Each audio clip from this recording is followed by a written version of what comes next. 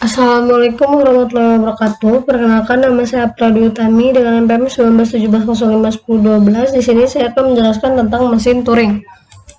Nah, keterbatasan FSA dan PDA. Tidak semua jenis bahasa dapat dikenali oleh FSA dan PDA. Kelemahan FSA adalah bahwa ia tidak mampu mengingat simbol-simbol yang pernah dibaca.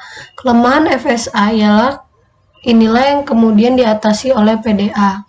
Tetapi ternyata PDA juga memiliki kelemahan. Kelemahan PDA yaitu meskipun PDA dapat mengingat simbol yang dibaca dengan start, tetapi simbol start hanya dapat diakses dari satu arah, yaitu hanya simbol-simbol teratas.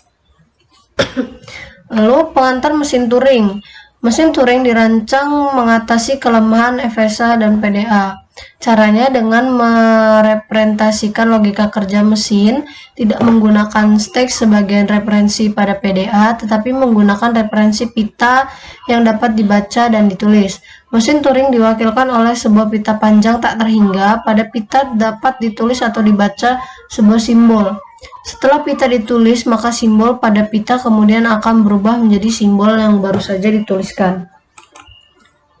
Sini ada definisi mesin Turing. Mesin Turing didefinisikan sebagai 7 tupel, yaitu ada M, sigma, gamma, state awal, state akhir, beta, dan increment. Di sini beta untuk simbol kosong atau blank dari bukan bagian dari sigma. Himpunan Q itu sebagai himpunan state, sigma sebagai alfabet inputan, gamma adalah simbol pada pita meliputi full blank. Stage awal, itu ada state awal, stage elemen key. Lalu ada increment itu fungsi transisi, dan state akhir F elemen key.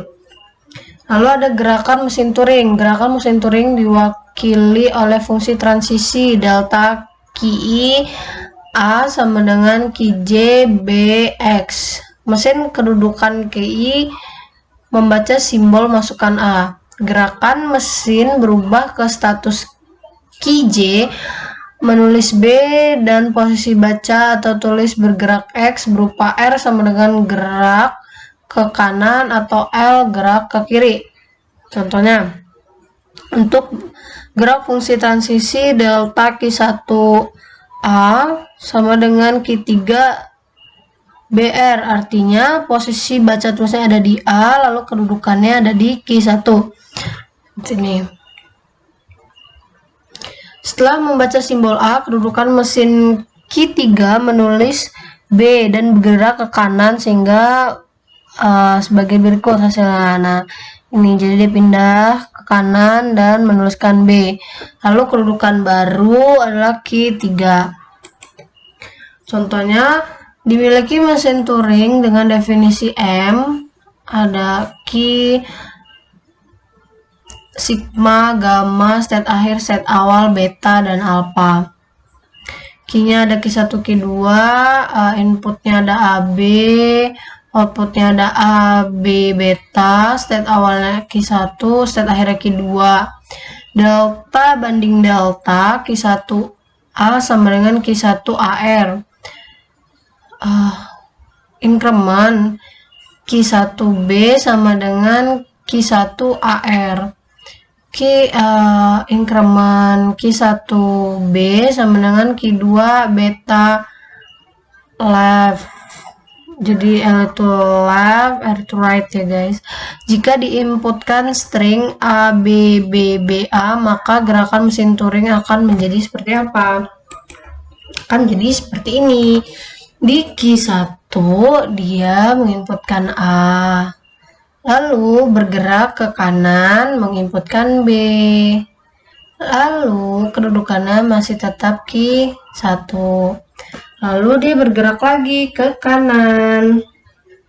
Nah, ke kanan dia tetap menuliskan B, di sininya diganti menjadi A, kedudukannya masih Q1, lalu dia bergerak lagi ke kanan menulis B, lalu A yang di sebelah sini menjadi huruf besar, lalu bergerak lagi ke kanan menjadi A, lalu mengubah semua menjadi A, lalu bergerak lagi ke kanan dengan bukan B, kedudukan masih Q, lalu dia bergerak ke kiri. Nah, bergerak ke kiri ke final state Q2. Dapat dinyatakan bahwa mesin Turing tersebut apabila ditumpuk sederetan simbol A dan atau simbol B dengan jumlah 0 atau lebih akan mengantar pada kedudukan final Q2. Dengan kata lain, mesin Turing tersebut dapat mengenali bahasa AB asterik. Teknik pemrograman mesin Turing. Cara kerja mesin Turing adalah ekivalen dengan cara komputer digital. Sekarang juga ekivalen dengan problem komputasi matematika. Sebagai input dari mesin Turing adalah kata atau untaian atas suatu alfabet telah berhenti dengan keadaan menerima atau menolak untaian. Mesin Turing menggunakan notasi seperti ID pada PDA untuk menyatakan konfigurasi dari komputasinya. Mesin terdiri dari sebuah finite control yang dapat berada dalam sebuah himpunan sehingga berhingga dari state. Terdapat sebuah tape yang dibagi ke dalam kotak-kotak atau sel-sel. Setiap sel dapat menampung sebuah dari sejumlah berhingga dari simbol pada awalnya. Input yang merupakan string dari simbol dengan panjang berhingga dipilih dari input alfabet, ditempatkan pada tab. Sel-sel tab yang lain memperluas secara infinite ke kiri dan ke kanan. Pada awalnya menampung simbol khusus yang dinamakan blank. Blank merupakan sebuah input simbol dan memungkinkan terdapat simbol tab yang lain di samping input simbol dan blank. Terdapat sebuah tab head yang selalu ditempatkan pada salah satu dari sel-sel tab. Mesin Turing dikatakan men-scan sel tersebut. Pada awalnya, tab head berada pada sel paling kiri yang menampung input. Lalu ada mesin Turing non-deterministik. Pada mesin Turing deterministik, fungsi transisi delta memiliki nilai tunggal. Sedangkan pada mesin Turing non-deterministik, untuk pasangan status atau simbol tertentu mungkin dijumpai lebih dari satu aksi. Mesin Turing non-deterministik MN dapat disimulasikan oleh sebuah mesin Turing deterministik MD.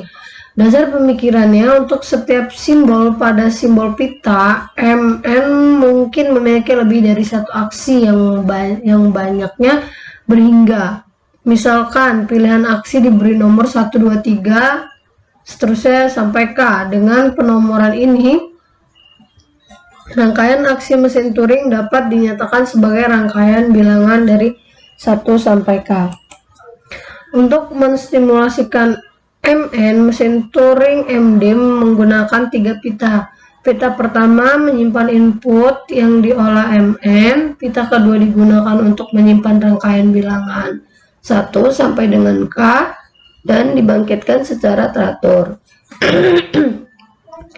Rangkaian ini akan dihasilkan dengan urutan mulai dari rangkaian terpendek yang terdiri dari 1 simbol, 2 simbol, dan seterusnya. Untuk setiap urutan bilangan yang terdapat pada pita 2, mesin MD akan menstimulasikan perilaku MN secara deterministik, yaitu menggunakan nomor aksi yang sudah dibangkitkan pada pita kedua. Dengan demikian, jika MN menerima rangkaian simbol masukan, haruslah ada sebuah rangkaian aksi yang menerimanya. Karena rangkaian aksi pada pita kedua dibangkitkan secara teratur, maka MD dapat juga suatu saat menerima rangkaian simbol masukan tersebut. Sebaliknya, jika MN tidak menerima, maka tidak ada rangkaian aksi yang dapat digunakan oleh MD dalam menerima rangkaian simbol masukan tersebut. Sebuah mesin Turing terdiri atas barisan sel tersusun berupa pita yang dapat bergerak maju mundur. Komponen aktif baca atau tulis pita yang memiliki status perhitungan serta dapat mengubah atau menulis sel aktif yang ada di pita tadi. dan suatu kumpulan instruksi bagaimana komponen baca atau tulis ini harus melakukan modifikasi terhadap sel aktif pada pita, serta bagaimana menggerakkan pita tersebut. Pada setiap langkah dalam komputasi, mesin ini akan dapat mengubah isi dari sel yang aktif, mengubah status dari komponen baca atau tulis, dan mengubah posisi pita ke kiri atau ke kanan. Sekian penjelasan dari saya. Apabila ada kesalahan saya mohon maaf. Saya akhiri. Wassalamualaikum warahmatullahi wabarakatuh.